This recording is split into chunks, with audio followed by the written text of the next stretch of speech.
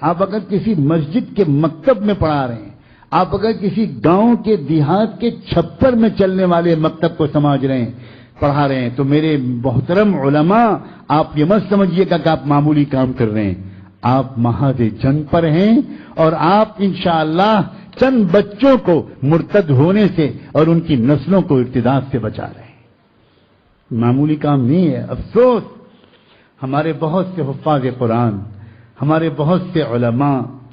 ان کا دل ٹوٹا رہتا ہے، وہ سوچتے ہیں کہ ہم کیا کر پائیں، مکتب میں پڑھا رہے ہیں، ان کو کسی کو بتاتے ہوئے شرم آتی ہے کہ ہم مکتب میں پڑھا رہے ہیں، ان کا دل ٹوٹا رہتا ہے، ان کو احساس رہتا ہے کہ زمانہ ہماری قدر نہیں کر رہا، ان کو اپنی غربت کا خیال رہتا ہے۔ میں جانتا ہوں ان میں سے اکثر کو اپنے مہینے کے آخر میں گھر کے خرچے چلانے مشکل ہوتے، ان کی بیویاں جب کہیں خاندان میں شادیاں ہوتی ہیں اور شوہر کہتا ہے کہ تم تیاری نہیں کر رہی وہاں جانے کے لیے،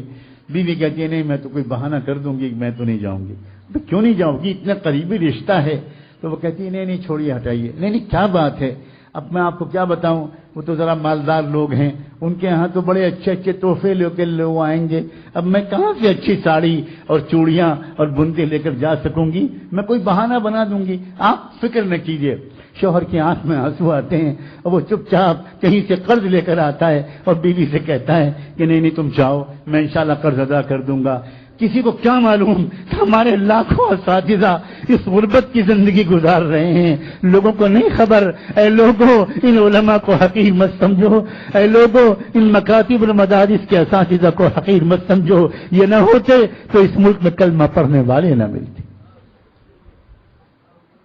اور اے اساتذہ حقیر مت سمجھنا، تم اللہ کے رسول کے سپاہی ہو، تم اللہ سے کہو کہ اللہ زمانہ ہماری عزت نہیں کرتا، نہ کرے، آپ تو کم سے کم اپنی نظروں سے مت گرائیے۔ اگر کہیں آپ کی نظروں سے ہم گر گئے گناہوں کی وجہ سے تو اللہ پھر ہم وہاں مارے گئے، نہ زمانے نے عزت کی نہ آپ نے عزت سے دیکھا، پھر ہم مصیبت میں ہیں۔ لیکن اللہ اگر یہ بات صحیح ہے کہ ہم محمد الرسول اللہ کے سپاہی ہیں تو ہم کو اس غربت پر ناز ہے، ہم راضی ہیں اس غربت پر، اللہ ہمیں کوئی شکوہ نہیں ہے۔